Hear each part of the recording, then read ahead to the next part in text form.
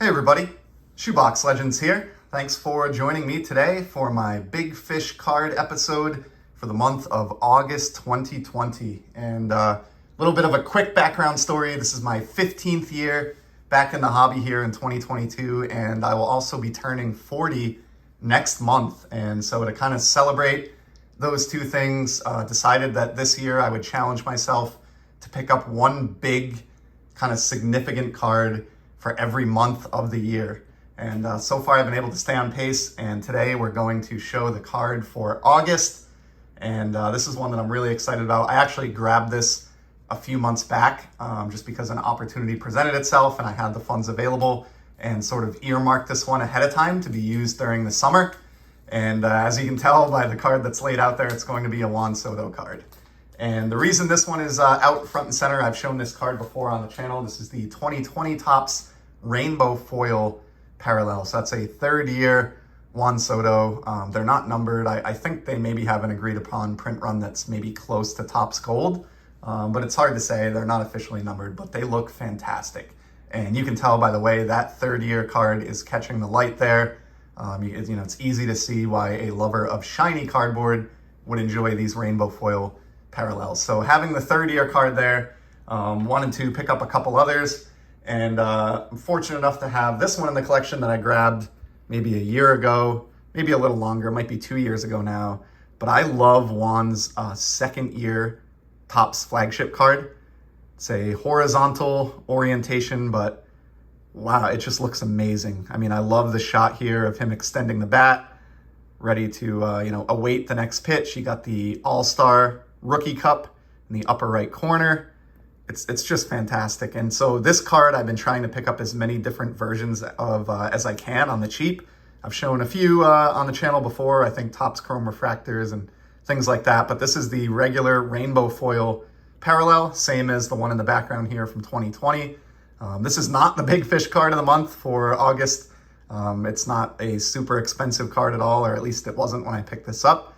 I want to say this slab set me back around $25 or maybe $30. But I just adore these. I think they look every bit as nice as the Topps Chrome Refractors, which is definitely, saying something.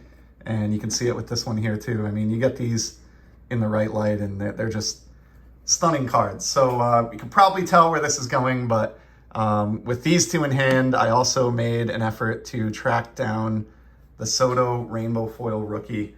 I wanted to get that first 3-year run. So here it is. The 2018 Topps Update Juan Soto, the Rainbow Foil variation in a PSA 9 to match the second year slabbed one that I have. I don't think I'll continue with that trend. I guess if I see a 9 cheap enough, that's fine, but I'll probably just pick these up on ComC, raw copies like this one going forward, because they're just a buck or two now that I have the important ones. But yeah, I mean, just an iconic card.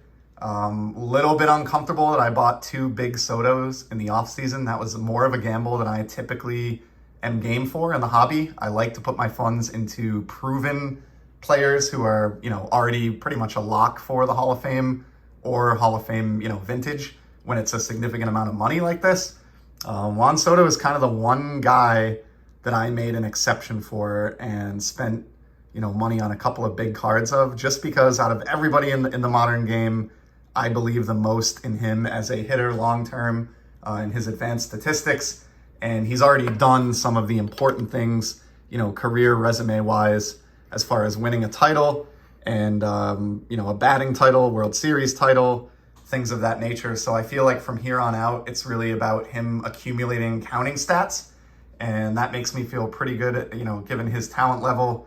Not bothered by the trade to San Diego. I'm not a Nationals fan or anything like that. If anything, I think it gives him some protection in the lineup. Tatis issue aside, just having Machado out there and some other bats to kind of protect him. I'm a really, really big fan of the man. And he was the player out of everybody that I felt most comfortable sinking a little bit of money into a bigger card of like this. So I did pick up his Topps Chrome Pink Refractor in a PSA 9, which was one of my Big Fish cards earlier in the year. And this is the second and final appearance of Juan Soto that will be in this Big Fish series. 2 was enough. I certainly didn't buy a third big Soto, but I'm really happy with the two that I chose. I think the photograph on this card is perfect. And if he goes on to have the type of career that, a lot of people hope that he will and that he's kind of shown that he's capable of so far, I do think this could be kind of an iconic Topps card as far as the image goes in the future. I just think the 2018 set obviously is chock full of important rookies, Devers and Ohtani and Soto and others, and I just think this photograph is perfect. It's pretty memorable, and I love the scarcity of this rainbow foil combined with the effect and the shine that is top notch. So great stuff there. Very excited to have that in the collection. There's some risk to buying young modern players, and I mean we've seen that this season, right? Trout is sort of uncertain now with his back and his future. I don't think anyone could have seen this coming, maybe 3 years ago.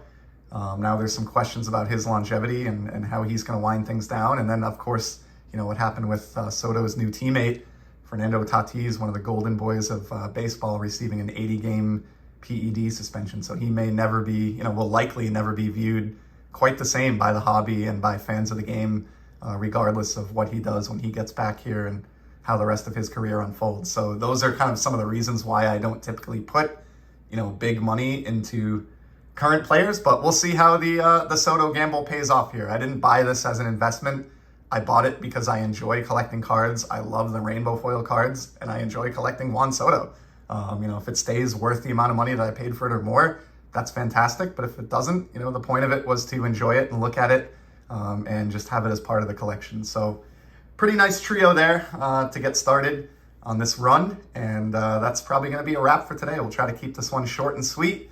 I really appreciate you stopping by to check out my big card for the month. I will be back in the month of September with the next Big Fish card. I've already got it picked out, and it's actually arrived here at Shoebox Legends headquarters. So I will continue on at least into September and hopefully beyond. And of course, between now and then, I'll be back with plenty of sports card content.